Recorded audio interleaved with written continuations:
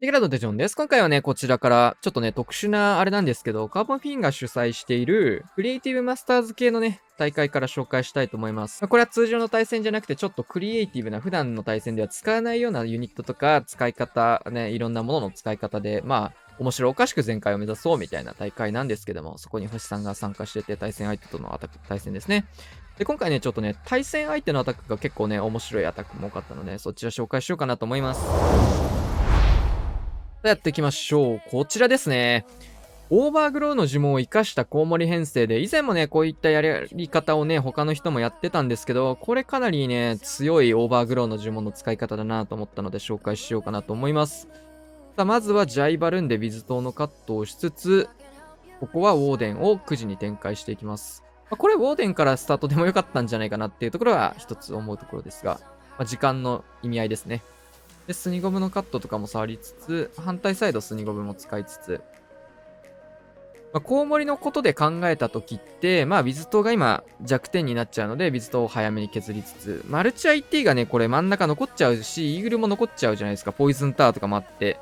これが嫌なので、ここをオーバーグローで隠すんですよね。この後のね、展開、すごいですよ、コウモリの伸びが。ここをね、見ていきたいところです。これね、ぶっ刺さりだったな。いいプランだなと思いつつ。クリエイティブだよね。しっかりね、デビドラとかも差し込みつつ。さあ来ました。ジャイコウモリパートスタートです。さあここで、イーグルが発動前に、ここはオーバーグローの呪文を使っていく。で、クイーンの方はこのタイミングで、タウンホールの近くから出し込んでいきますが、さあここで防衛援軍とかも出てくるところ、コウモリにかかるようにナイストーム。そしてこのコウモリがレイジに乗るんですよね。レイジジェムに入ることで、バック伸びすごい。で、10日兵舎がここから出てくる。素早い速度でどんどん召喚されていく。で、オーバーグローが切れるので、もう一回オーバーグローで固めつつ、キングの方は穴開けしてますね。透析機のタゲもキングの方で拾いつつ、これすごいですよ。さあ、ウィズトのタゲを何か他のユニットで取りたいんだけど、ちょっと今の怖かったな、取らないの。ペッカの方が拾うことができました。これすごくないですか？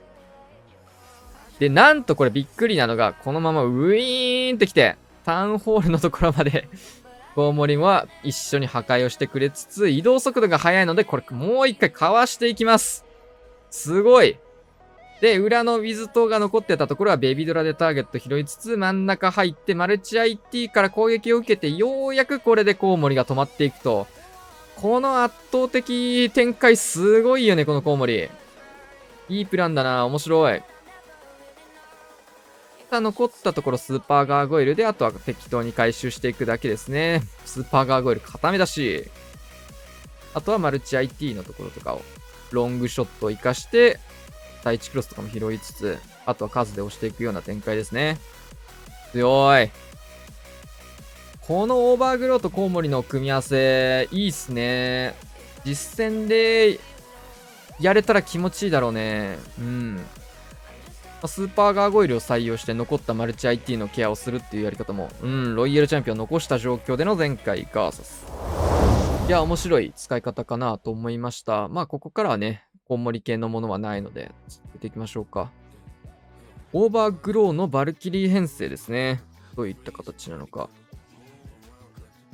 バルキリー使いつつ、オーバーグローどういう使い方？出ましたね、これ。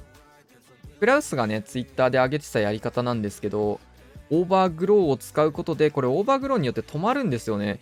これね、多分ね、1個前のアップデートでできるようになったやつで、今までできなかったんですよね。っていうのも、最初にオーバーグローの呪文が発表された公式ビルドでね、触れる、開発ビルドでね、触れたタイミングがね、これできないようになってて、スタンに引っかかって、ウッドランチャーの攻撃が戻ってくるんですよね。跳ね返って戻ってくるみたいな仕様だったので、これはね、新しくできるようになったやつですね。なので、最初はできなかったけど、コメントとかでもね、そういうやり方できないんですかみたいな方に最初ね、開発、紹介したタイミングでは来たんですけど、できないよって紹介してたんですけど、今はできるみたいですね。なので、今後はこういったやり方もありなんじゃないかなっていうところ。できなかったのができるようになったことに気づいたのか、どうなのかわかんないですけど、ロイヤルチャンピオンも3時の方から差し込みつつ、バルキリー貫通っていうような流れですね。これはルートライダーの使使い方、っていうよりは、ウルトライダーじゃないや、ウッドランチャーの使い方っていうところで、面白いオーバーグローの使い方が出ましたね。さあ、クイーンの方は、ギリギリの HP なんですけど、なんとか耐えてます。ヒーラー4体型だったかな。バルキリー貫通していくっていうところ。あとはタウンホールが残って、なんかテスラの位置も結構角に置かれてっていう状況ですね。ポイズンとか持ってきてないのか。ちょっと飛ばします。ぐるぐる回るだけなんで。ロイヤルチャンピオン能力残した状況、そこで使っちゃうのか。使いつつ、インビジブル、いろいろ余っていっての前回ガーソス。いやー、オーバーグローもね、いろいろ新しい使い方発見されてきてますね。星さんの方のアタックも見ていきましょう。ヒーラー9体のスニゴブ16やらなんやらって感じですね。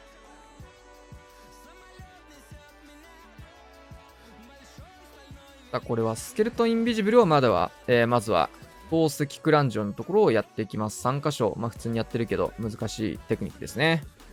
しっかり真ん中3つ、バックガード。ゲイン部も最近対戦とかでやる機会減ってますね。やっぱ時間が遅い全開なんでね。アドバンテージだけで見るとね、非常に強いんだけど。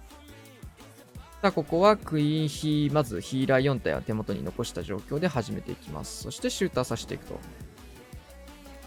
で、タウンホールの方はスニゴブするつもりでしょうね。まずはウォールブレーカー1層を開けていくような状況です。さあ、ここスニゴブまずはチェックのやつ入れてきましたね。さあ、リクスケ出てしまって、これヒーラー捕まるタイミングなので、あんまりこのタイミング、やっちゃいけなかったことに今気づいてるかな。そうなるっていうやつですね。これはリクスケちょっと捕まったことで、ヒーラーが危ない。なんとかインビジブル。かわしていってレイジーかけますが、ヒーラーがこれ溶けていく。多分別に使いたかったヒーラーだと思うんですけど、クイヒーの方に戻していきましたね。さあ、そしてインビジブルタワーの解除をタウンホール前やっていきます。これね、オデヒーの時とかもそうなんだけど、ヒーラー、オデヒーとかクイヒーしてる時にスケルトンが来ていいのかみたいなところまでね、考えるとね、いいかもしれないですね。昔結構、スタドラとかもね、かなり気にしてるポイントの一つでしたね、これは。僕もクイヒーの時たまにこういうことがあれば気にしてるんですけど、あんまりね、星さんクイヒー機はやらないので、多分、そうなるかみたいな感じだったんじゃないかなと思います。ここは9時から、ホグライダートームを入れてますね。ロイちゃんも巻き込みつつ、手元に残ってるのはバルーンとホグというところ。ヒーラーついてたらお出ヒとかするつもりだったのかな、これは。ロイちゃんにヒーラーつけて別動態で動かすつもりだったのかな。ロイヒーかもね。ロイヒーしたかもね、これは。ロイヒーこっちにしてホグトームだったかもしんないね。ヒーラーをもうクイーンにつけちゃったので、それができなくなったので、ホグと一緒に動かしたみたいな形かもしれませんが、結構ね、ギリギリの展開、なんとかここはいいですね。能力解放して、ヘイスト薬のおかげでインビジブルタワーに隠される前のモノリスの方を打つことができました。回収ユニットバネで飛びましたね、今。結構ね、ヒーラーが死んでしまったりとかで、だるい展開になったんだけど、この編成でしっかりリカバリーで全開取っていくのはさすがですね。ナイス全開バーサス。クイヒーのスーパーディガーですかね。スーパーディガー編成、インビジブルも3枚入りつつというところ。ここは、タウンホールのところ、懐かしの技術。ボーラーですね。来ました。ボーラー使うことでタウンホール越しにモノリスをへし折っていく。懐かしいですね。世界大会でガクがやったりとか。このタウンホール越しにね、モノリスとか重要な防衛施設を置くとね、こうしてボーラー突でね、突ボーラーでバックアドが取れてしまうという。インビジブルの枚数も少ないしね、1枚しか使ってないよ、今。バックアドボーラーですね。これはもうこの視点をね、持てたことでもう勝ち確かなっていうような入りですよね。突撃艦プラスレイジーインビジブル1枚ずつだけでタウンホールモノリスが折れちゃうんだったらもう、やり得だよね、そんな。さあ、ここからクイーンを9時に入れていきつつ、どう展開するのか。ウォールブレーカーつなぐのかな、内側なのか、金庫の方なのか。基本は開ける意味があるなら、もうタウンホールサイドね、行く意味がないので、そうですね。9時の方から8時の方、違う、10時の方へ進めていきます。いいバルーンですね。ポイズンターンのターゲットもそっちに拾うことができたので、ヒーラーも入らない。あとはスーパーディガーとかをどう使うかが注目ですね。ペッカも一応持ってきてますね。レベルの上がったペッカは結構強いですからね。キングチェックバルーンも、もう1枚通せるなら、感じだけど。スーパーディガー来ました。ここはスーパーディガーロイちゃんを一緒に進ませていきます。